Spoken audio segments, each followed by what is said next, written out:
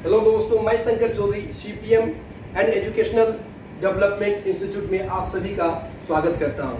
तो आज का हम शुरुआत एक सुंदर सी कोटेशन के साथ करते हैं। तो अभी भी वक्त है, वक्त यूं बेकार न कर। अभी भी वक्त है, वक्त यूं बेकार न कर। खींच ले कमान पर तीर, खींच ले कमान पर तीर और वार कर। ज्यादा से ज्यादा निशाना चूक जाएगा, ज्यादा से ज्यादा निशाना चूक जाएगा।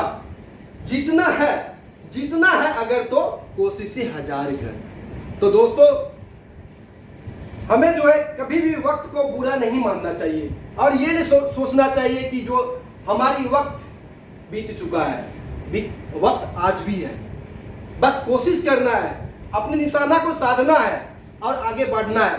क्या होगा, आप एक बार अटेम्प्ट कीजिए, दूसरा बार अटेम्प्ट कीजिए, 2 बार 3 बार 4 बार असफलता प्राप्त कीजिएगा, लेकिन 5वीं बार जो है सफल जरूर होइएगा लाइफ में। ऐसा नहीं है कि बहुत से हमारे दोस्तों को मन में ये भावनाएं आ जाती है जो हमारा वक्त बीत चुका है। किसी का वक्त बीतता नहीं दोस्तों।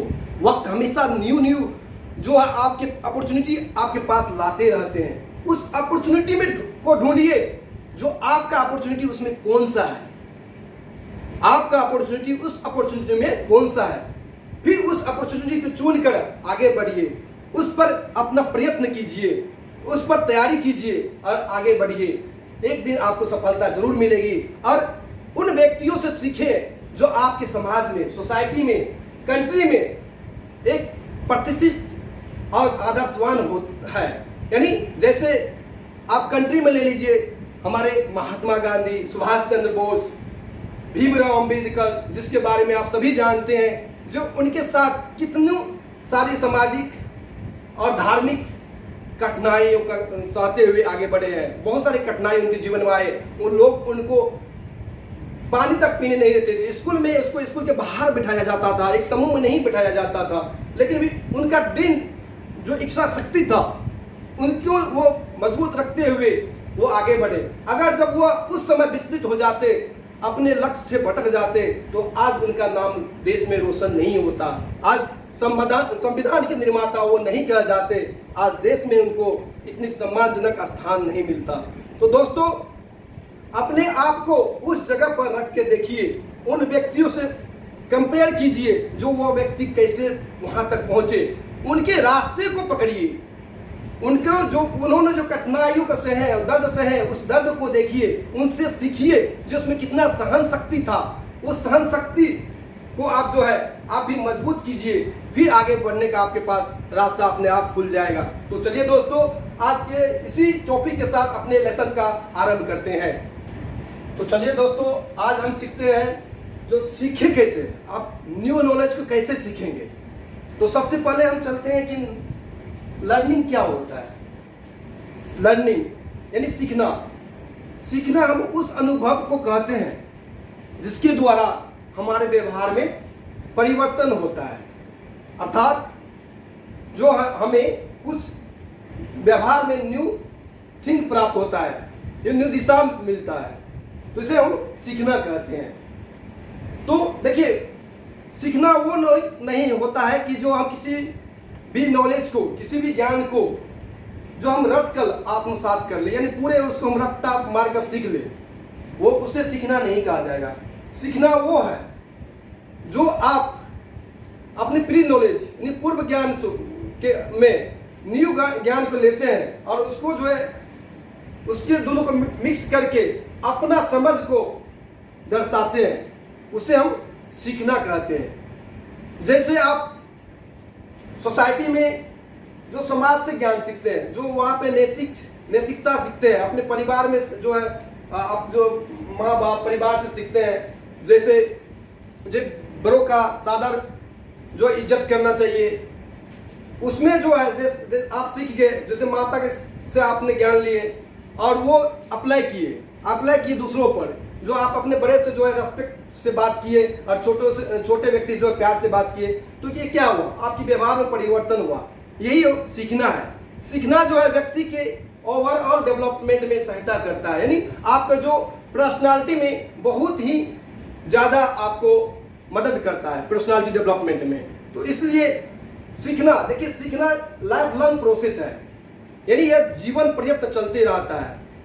सीखने के द्वारा ही आप अपने लक्ष्य को प्राप्ति कर सकते हैं। तो आप चलिए एक देखते हैं सीखने का एक मीनिंग क्या होता है। जैसे एनकोडिंग, एनकोडिंग मतलब ये होता है कि आप जो भी symbol, pictures, verbal, non verbal जो थिंग्स आपको जो नॉलेज प्राप्त करते हैं, कोई पिक्चर हो गया, सिंबल हुआ जो देखते हैं आप, या आप कोई जो मूर्त जो अवस्था जो छू करके महसूस करके देखते हैं, या एब्स्ट्रैक्ट रूप में देखते हैं, या कोई व्यक्ति के द्वारा जो आपको कोई गाइडेंस प्रदान किया जाता है, तो उसे जो आप या एनवायरनमेंट में जो चीज़ देखते हैं, विचरण करते हैं, तो उसे जो देखते हैं और उसे इनकोडिंग आप अपने माइंड में लेते हैं, तो वो क्या, उसे क्या बोलते हैं, एनकोडिंग, एनकोडिंग कहा जाता है। जो आप महसूस लेते हैं, उसके बाद क्या होता है, उसका प्रोसेस दूसरा स्टोरेज, स्टोरेज, उसके बाद जो है उसको आप माइंड में स्टोर करते हैं। स्टोर कभी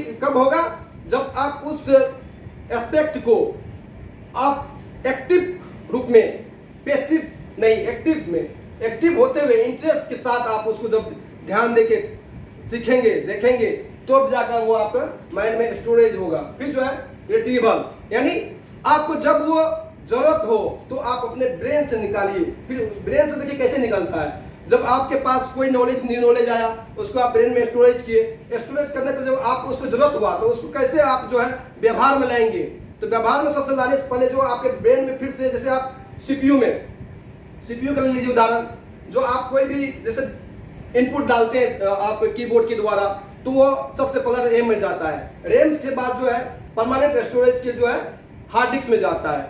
तो इसी तरह जब आपको वो ज्ञान की जरूरत होते हैं तो क्या होता है, जो आप वहां से कहां से आएगा, वो स्टोरेज जो हार्ड डिस्क से आएगा। उसी तरह आपका माइंड क्या हुआ, हार्ड डिस्क है, तो वहां पे आप जो कमांड डालेंगे तो हार्ड डिस्क से आएगा, फिर जो रैम में आएगा, फिर जो आपको जो है मॉनिटर को आउटपुट के रूप में दिखाई देगा। तो इसी तरह हमारे ब्रेन में भी ऐसे ही होता है, जब आपको उसका जरूरत होगा रिट्रीवल के रूप में, तो जो माइंड में आपका स्टोरेज है तो वो उसको आइडेंटिफाई करेंगे, क्योंकि आपके माइंड में तो बहुत सारे एस्पेक्ट है, बहुत सारे नॉलेज है, बहुत सारे स्टोरेज है, तो उसको आप कैसे रिकॉग्नाइज करेगा, वो पहचानेगा कि आपको क्या चाहिए।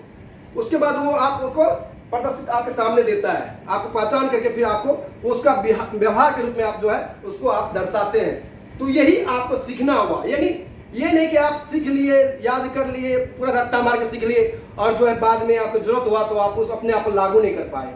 ये इसे सीखना नहीं बोला जाता है। सीखना वही है जो आप सीखते हैं, जो भी उसके इनकोडिंग करते हैं, स्टोरेज करते हैं, फिर उसको अपने पूर्व ज्ञान के आधार पर, जो आपके पास पूर्व अनुभव है, उसके अनुभव के द्वारा अपने व्यवहार में अब जो है परिवर्तन लाते हैं। जैसे आप देखिए ज्ञानात्मक पक्ष और क्रियात्मक पक्ष और भावात्मक पक्ष होता है। इसमें जो है आप जो है कॉग्निटिव यानी माइंड का भी भाग होता है, अफेक्टिव आपके हार्ट का भी भाग इसमें प्रभावित होता है, और जो आपका जो होता है ये क्रियात्मक, आप जो चलते हैं, लिखते हैं, बोलते हैं इत्यादि करते हैं, उस पर भी परिवर्तन होता है। उसमें सभी एस्पेक्ट में जो है परिवर्तन होता है। आपके सभी ज्ञान इंद्रिय यानी कर्म इंद्रिया और ज्ञान इंद्रिया। तो कर्म इंद्रिया क्या होता है, जो जैसे कर्म इंद्रिया में से आपका जो 5 होती है, कर्म इंद्रिया में से आपका हो गया मुंह हो गया, हाथ हो गया, पैर हो गया, लिंग हो गया और एनस हो गया। तो हाथ से आप जो कार्य करते हैं उसमें भी परिवर्तन लाना है, और पैर से जो आपके चलने के एक्टिविटी, रनिंग, डांस काफी, जिसमें आपका माइंड और जो आपके शारीरिक गतिविधि है उस पर कंट्रोल करते हुए आपको एक अच्छा सा बिहेव करना है, अच्छा से चलना है, अच्छा से डांस करना है, आपको पढ़ना है, लिखना है। इस तरह से जो है ये क्रियात्मक पक्ष हुआ।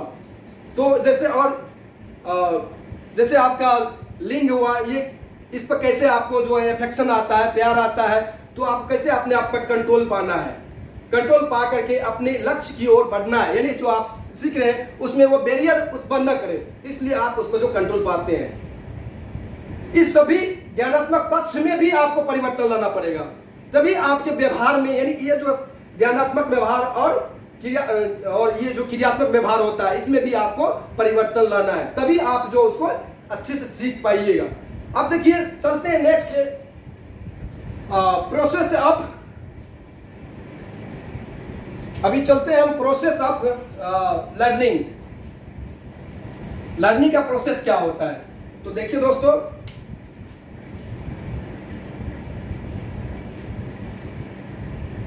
प्रोसेस ऑफ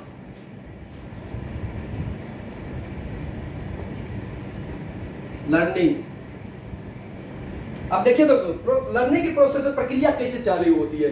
तो सबसे पहले दोस्तों, हमें लर्निंग के लिए ये 6 चीज की जरूरत होती है। अब ये जो 6 एस्पेक्ट है वो कौन कौन सी है? सबसे पहले मोटिव। मोटिव मीन्स अभिप्रेरणा, यानी आपकी आंतरिक जो मोटिवेशन होता है, आत्म प्रेरण, यानी अंदर से जो आप प्रेरित होते हैं, खुद से जो मोटिवेशन लेते हैं कि मुझे ये चीज करना है। अब बात देखिए, मोटिवेशन 2 प्रकार का होता है, एक एक्सटर्नल, एक इंटरनल। तो इंटरनल मोटिवेशन, एक्सटर्नल मोटिवेशन वो होता है जो आपको किसी बाहरी व्यक्ति द्वारा दिया जाता है, आपके शिक्षक द्वारा दिया जाता है, आपके माता पिता द्वारा दिया जाता है।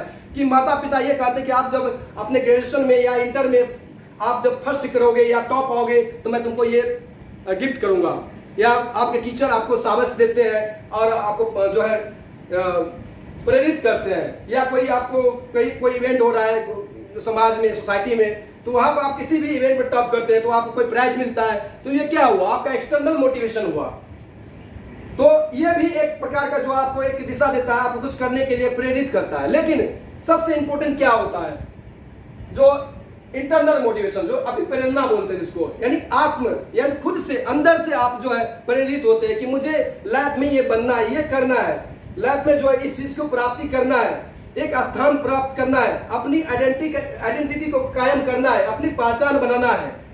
यानी इस रूप से जब आपको क्यूरियोसिटी जग जाएगा, आपके में उत्प्रेरणा, आपके अंदर जो काफी सारी उत्प्रेरणा जग जाएगी, यानी मुझे ये चीज करना है, आप ये दिमाग में आपको हमेशा ये चलते रहेगा, हमेशा चलते रहेगा कि मुझे ये कब कंप्लीट करना, कब कंप्लीट। यानी उस जब ये आपके अंदर पूरा बेचैनी महसूस हो जाए पूरी तरह से, तब जाकर के आप जो है आंतरिक प्रेरणा बोलते हैं उसको, यानी आपको कोई नहीं रोक सकता है। उसके बाद आती है वेरिएंट रिस्पॉन्सेस।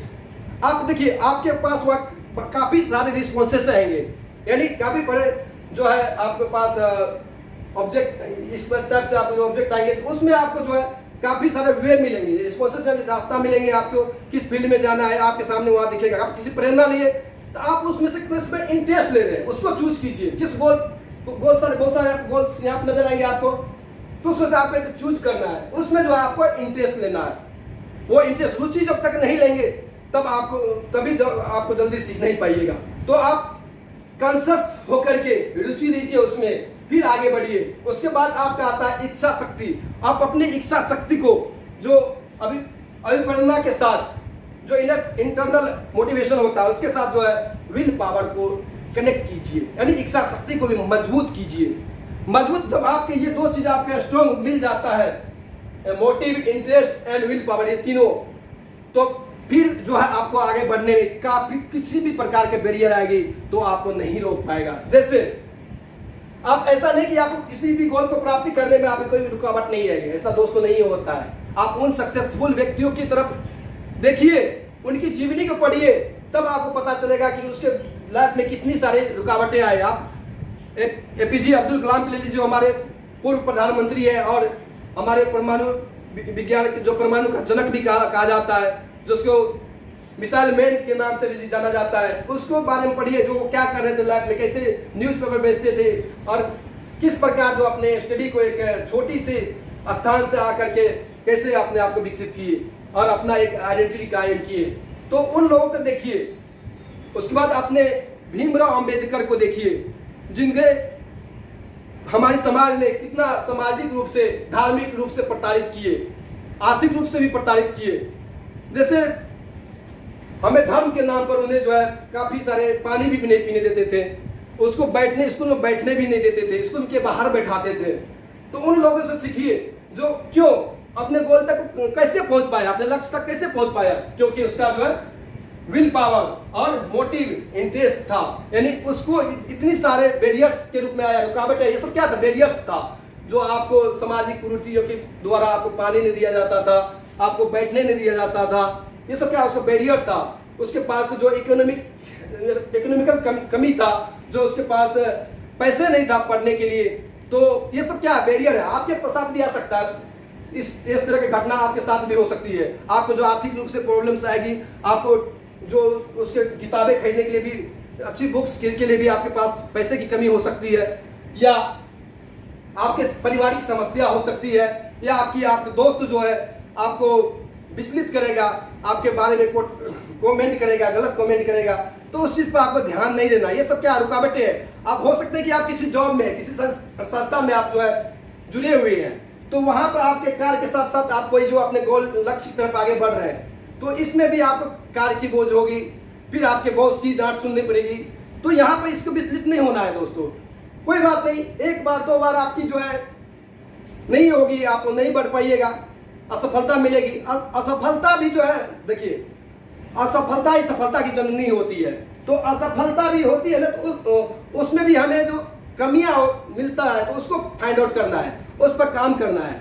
जो मेरे में क्या कमियां हुआ था लास्ट टाइम, जो हम असफल हो गए, तो उस कमियां को ढूंढिए, फिर आगे बढ़िए, फिर जो है उस पर काम कीजिए, मजबूत स्ट्रॉन्ग इरादा से फिर से मजबूत कीजिए, फिर आगे बढ़िए, फिर जा करके जो है आपको उस बैरियर को पार कीजिए। रुकावटें आपके पास नहीं आएगी, वो रुकावटें क्षण भर के लिए रहेगी, आप आराम से आगे बढ़ेंगे। उसके बाद होता है सक्सेसफुल अटेम्प्ट। उसके बाद जो फाइनल अटेम्प्ट आएगा एक दिन एक साथ, जिसमें बाकी बात भी आप अटेम्प्ट करते हैं, लेकिन लास्ट में आपका सक्सेसफुल अटेम्प्ट होगा, जो फाइनल अटेम्प्ट बोलता है। उसके बाद अपने गोल तक आप पहुंच जाएंगे।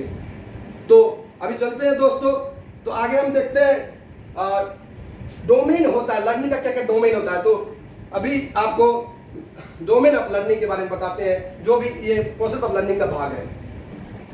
अब देखिए दोस्तों, डोमेन ऑफ लर्निंग यानी सीखने का अनुक्षेत्र क्या है। देखिए दोस्तों, हमारे सीखना जो है लाइफ लॉन्ग प्रोसेस होता है। तो आप इसमें जानते हैं कि जैसे एक बच्चा जन्म से ही सीखना प्रारंभ करता है, जैसे वो चलना शुरू करता है और कुछ दिन में एक लोक को देखता है, यानी कोई दीप जलते हुए देखता है, तो वो बच्चा वहाँ जाता है, उसको छूता है, तो वो क्या उसको जो है लौ से जो है अपने आप को वो जलन महसूस करता है। तो उसके बाद वो जो लौ के पास दोबारा नहीं जाता, तो क्या हुआ, उसको एक ज्ञान मिल गया कि अब वो लौ के पास नहीं जाएगा। लौ के पास जाएगा तो उसको फिर से जो है जलन महसूस होगी, जलेगा, उसको बॉडी में जलन होगी। तो ये एक प्रकार से सीखना है। तो इसी प्रकार जो दोस्तों हम ये भी सोचते हैं कि जैसे हमारा जो कर्म इंद्रिया काम करना छोड़ दिया, तो हमारा जो है कुछ नहीं, हम रेस्ट कर रहे हैं, ऐसा नहीं है दोस्तों। हमारे अंदर भी कुछ इंद्रियां होती है जो हमें अचेत अवस्था में, या हम सो रहे हैं या हम रेस्ट कर रहे हैं, तो भी वो हमेशा काम करते रहता है। जैसे आपकी माइंड हो गया, हार्ट हो गया, तो ये सब एक इंद्रियां जो आपको कहीं ना कहीं कुछ ना कुछ काम करते रहता है। तो देखते हैं दोस्तों, domain of learning. Domain of learning यानी डोमेन ऑफ लर्निंग का अनुक्रिया उस अनुक्रिया को कहा जाता है जिसमें कैनेटिक यानी मोटर, यानी कॉग्निटिव भी बोल सकते हैं, cognitive mind and affective heart, यानी ये तीनों जब काम करता है उसे जो है डोमेन ऑफ लर्निंग। आप कोई चीज़ को सीखना चाहते हैं दोस्तों, तो आप ये तीनों डोमेन को लेकर चलना पड़ेगा। अगर आप कोई भी चीज सीखते रहते हैं, तो इस तीनों में से, जैसे कॉग्निटिव एंड अफेक्टिव डोमेन में से आपको कोई न कोई एक जो है कार्य करते रहता है, तभी आप सीख पाइएगा। अगर ये तीनों को आप साथ में लेके चलेंगे, तो आप किसी भी न्यू नॉलेज को एकदम एक बार में ही, आप फर्स्ट अटेम्प्ट में ही सीख जाएंगे। तो चलते हैं, समझते हैं वन बाय वन करके, जो कॉग्निटिव डोमेन क्या होता है, कॉग्निटिव डोमेन क्या होता है, अफेक्टिव डोमेन क्या होता है। तो सबसे पहले हम देखते हैं दोस्तों कॉग्निटिव डोमेन, यानी कॉग्निटिव डोमेन क्या होता है। कॉग्निटिव डोमेन वो डोमेन अनुक्षेत्र होता है जो हमारे मस्तिष्क से रिलेटेड होती है, यानी संज्ञानात्मक विकास होता है। यानी आपको बौद्धिक जो बोलते हैं, जो बौद्धिक ज्ञान, बौद्धिक नॉलेज यानी कॉग्निटिव नॉलेज, और बौद्धिक ज्ञान हिंदी में उसको बोलते हैं, यानी आप ज्ञान, यानी आपकी मानसिक विकास, आपकी माइंड की उसमें जो एक्टिविटी ज़्यादा होता है।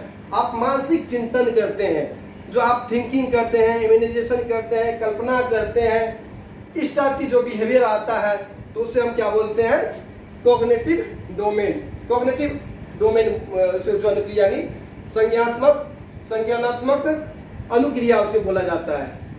तो इसका एम क्या होता है दोस्तों?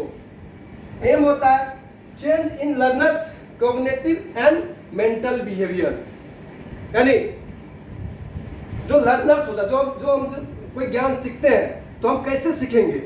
तो अपने माइंड को, यानी बौद्धिक विकास, बौद्धिक से रिलेटेड जो सोचने समझने की शक्ति है, जो कल्पना के करने की जो हम जो करते हैं, या हम कोई चीज़ पर सोचते हैं ज़्यादा, थिंकिंग करते हैं, लॉजिक तर्क लगाते हैं, एब्स्ट्रैक्ट थिंकिंग करते हैं, समालोचना करते हैं, जो है आप सामान्यीकरण करते हैं, व्याख्या करते हैं, संक्षिप्तीकरण करते हैं।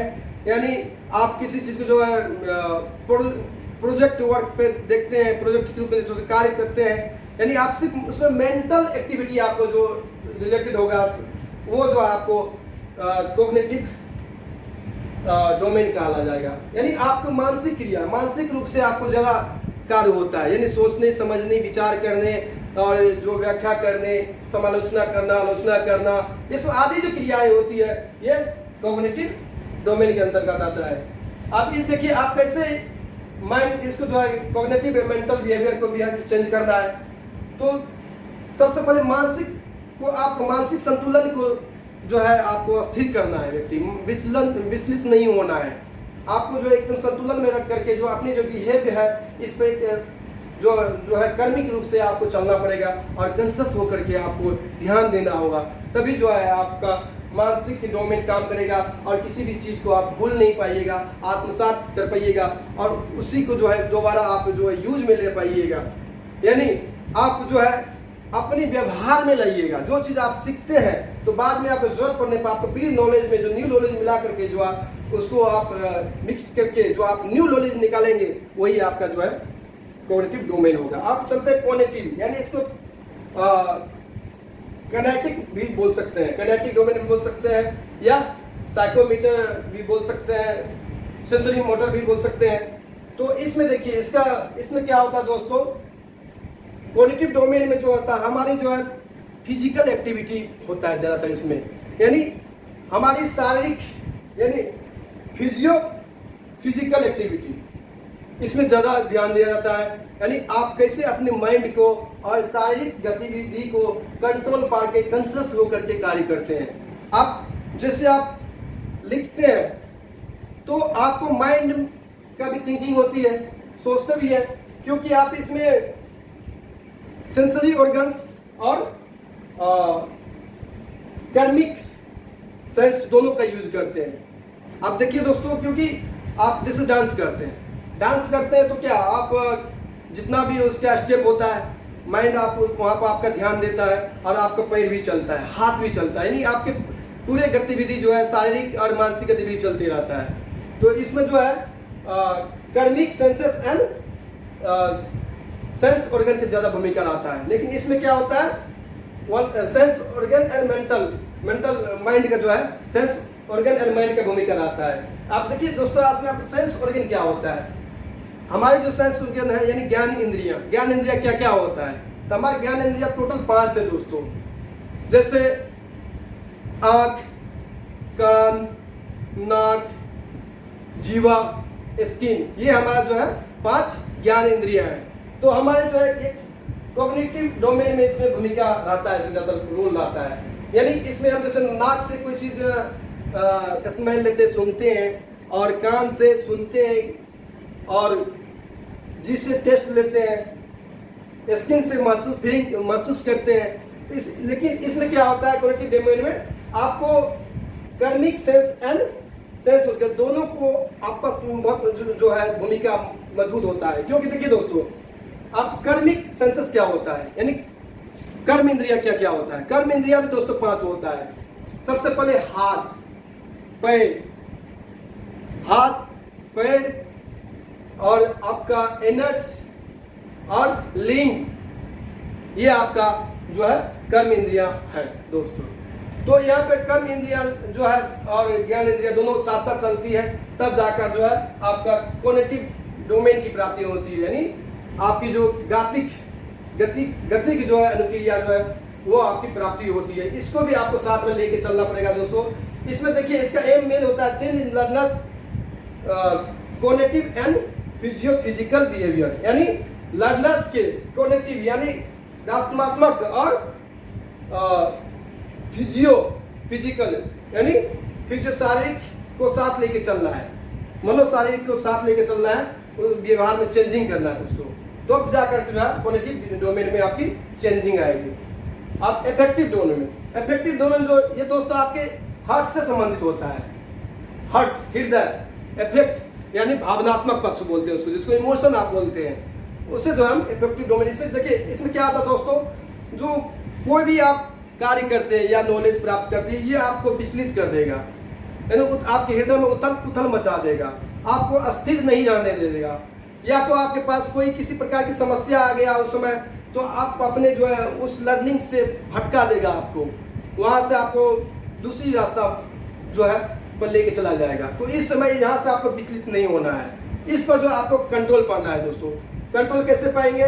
देखिए, सबसे पहले कि इमोशन में क्या होता है, जो आप काफ़ी डर जाना या क्रोधित होना, या आप जो है विचलित हो जाते हैं, बहुत व्यक्ति जो है रोने लगते हैं, यानी किसी माइंड को अस्थिर नहीं कर पाते हैं, स्ट्रेस में चले जाते हैं। इस तरह की जो गतिविधि होती है उसमें इफेक्टिव डोमेन में इसमें आप क्या होता है कि इमोशन पर आपको कंट्रोल पाना है, और कंट्रोल पर पा करके जो है उस इमोशन को जो हार्ट से रिलेटेड, देखिए ये हार्ट जो है हृदय वही होता है जिसमें कुछ भावनाएं हो, ये नहीं कि जो जिसमें भावना नहीं हो वो एक पत्थर सा हो गया, उसे हृदय नहीं बोला जाएंगे दोस्तों।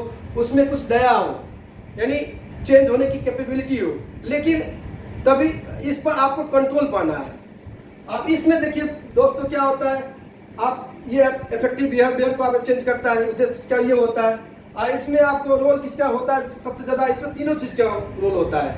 जैसे आपका हार्ट का भी हो जाता है, माइंड का भी हो जाता है, फिजिकल एस्पेक्ट का जो आप शारीरिक गतिविधि होती है उसमें भी आपका तीनों का रोल हो जाता है। अगर ये तीनों चीज़ आपके साथ प्रॉपर किसी भी लर्निंग में साथ लेके चलते हैं, सीखने में चलते हैं, तो आपको पर्सनालिटी डेवलपमेंट से कोई नहीं रोक सकता है। अगर आपकी पर्सनालिटी डेवलपमेंट हो गया दोस्तों, तो आपको किसी भी लक्ष्य को प्राप्ति करने से कोई भी नहीं रोक सकता है। इसलिए आप इस तीनों डोमेन को साथ लेकर के किसी भी न्यू ज्ञान को प्राप्त करते हैं, तो इसको कंसस होकर के, इंटरेस्ट लेकर के आप सीखिए। आपको न्यू ज्ञान हमेशा जो है प्राप्ति करने में किसी भी प्रकार के बाधाओं का सामना नहीं करना पड़ेगा।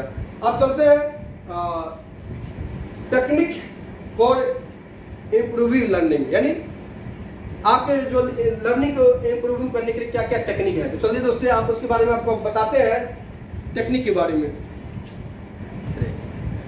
तो चलिए दोस्तों, अब हम चलते हैं टेक्निक फॉर इम्प्रूविंग लर्निंग, यानी हम लर्निंग को कैसे इम्प्रूव करें, क्या क्या उसके तकनीक है, तो हम उसके बारे में हम जानते हैं। तो सबसे पहले देखिए, सबसे पहला टेक्निक जो हमारा दोस्तों है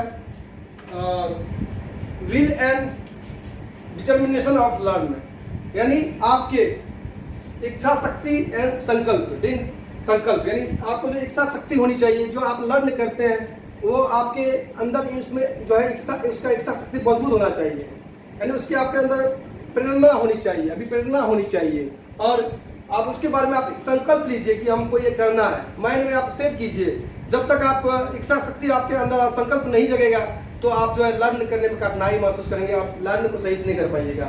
इसलिए लर्न करने से पहले आपको जो है इच्छा शक्ति और डिटर्मिनेशन को आपको स्ट्रॉन्ग करना पड़ेगा, संकल्प को आपको मजबूत करना पड़ेगा। दूसरा आता है दोस्तों इंटरेस्ट एंड अटेंशन। अब देखिए दोस्तों, किसी भी सब्जेक्ट को या न्यू ज्ञान को पढ़ने के लिए, या कोई सब्जेक्ट होगा, जैसे किसी को हिस्ट्री में ज़्यादा रुचि नहीं होता है, या किसी को विज्ञान में नहीं होता, किसी को मैथ में नहीं होता है, लेकिन कोई व्यक्ति ऐसा जो होता है कि आप जब तक उसमें इंटरेस्ट रुचि नहीं लीजिएगा तब तक आप उसको नहीं सीख पाइएगा। तो देखिए व्यक्ति दोस्तों, ऐसा कोई सब्जेक्ट नहीं है जो आप नहीं पढ़ सकते हैं, बशर्ते होना क्या चाहिए, आपके अंदर इच्छा शक्ति होना चाहिए और संकल्प होनी चाहिए। दूसरा जो है आप उसके अंदर रुचि होना चाहिए। जब आपके पास उसमें किसी भी जब आपको रुचि आ गया दोस्तों, तो आपके लिए कोई भी सब्जेक्ट ज़्यादा कठिन नहीं है, यानी उसमें कठिनाई आपको नजर ही नहीं आएगा, तो आपको उसमें रुचि जगाना पड़ेगा दोस्तों। उसके बाद तीसरा आता है दोस्तों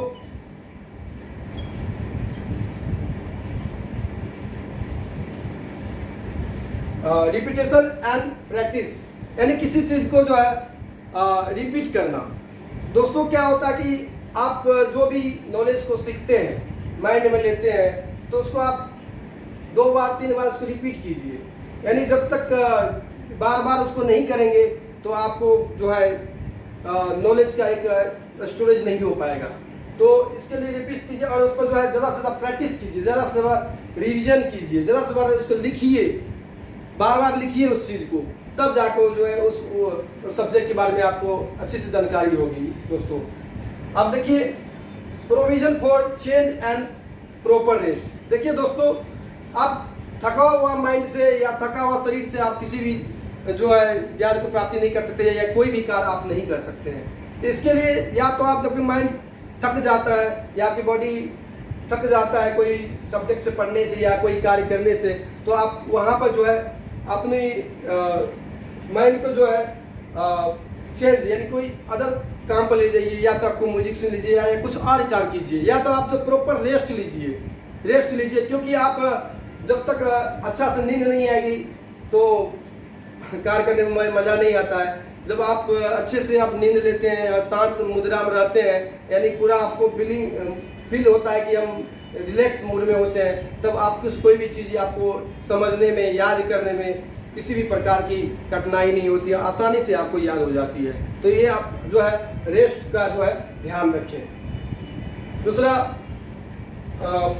follow the principle of association. सहचर को जो है वहाँ की जो प्रिंसिपल है उसको आप फॉलो कीजिए, यानी कि किसी एक चीज़ को लेकर के आप अकेला उसको लेके चलते सो नहीं है, उसको जो आपको जो है जो आप ज्ञान को सीखते हैं उसको किसी और चीज़ से, आपको पूर्व ज्ञान से कोरिलेट कीजिए। कोरिलेट नहीं जब तक कीजिएगा तो आपको सीखने में मज़ा नहीं आएगा दोस्तों। यानी उसको आप कोरिलेट का मतलब हुआ जो आप उसको समझ के पढ़िए, बार बार समझिए, फिर जो है समझिए और प्रैक्टिस कीजिए, कोरिलेट कीजिए, फिर उसको पढ़िए, टेंशन ध्यान दीजिए, तब जाकर जो है आपको वो मजबूती से आपके माइंड में सेट हो जाएगा।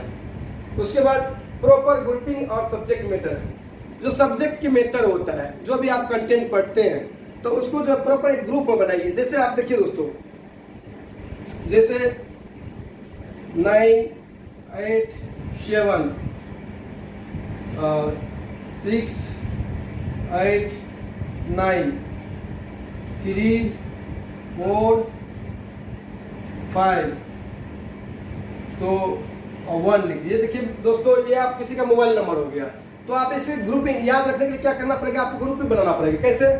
तो इसको ग्रुप ऐसे बनाए 9, 8, 7, 6 ऐसे आप ग्रुप बना लीजिए। उसके बाद आप इसको दूसरा ग्रुप बना लीजिए 6, 8, 9।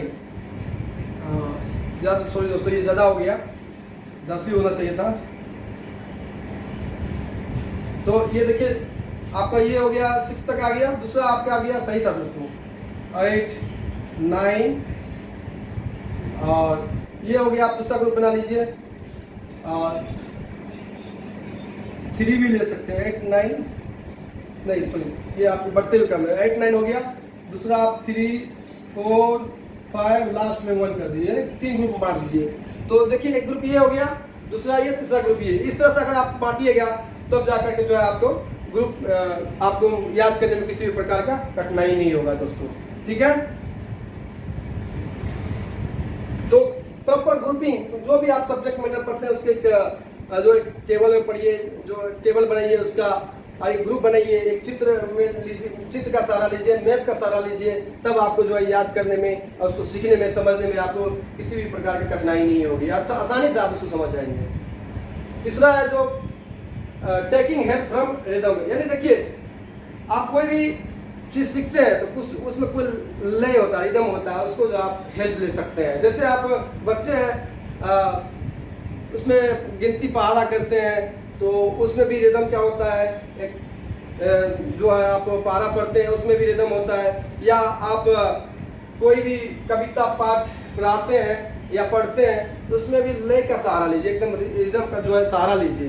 तो इससे इसी तरह जो भी सब्जेक्ट मैटर पढ़ते हैं उसमें आप इंटरेस्ट कोई लय का जो एक सहारा लेकर के पढ़िए, तो आपको काफ़ी जो मदद मिलेगी और आपको किसी भी न्यू ज्ञान को सीखने में मदद मिलेगी, आसानी से सीख पाएंगे और आप उसको कभी नहीं भूलेंगे, क्योंकि आप उसको समझ के पढ़ रहे हैं, आप खुद उस पर कार्य कर रहे हैं।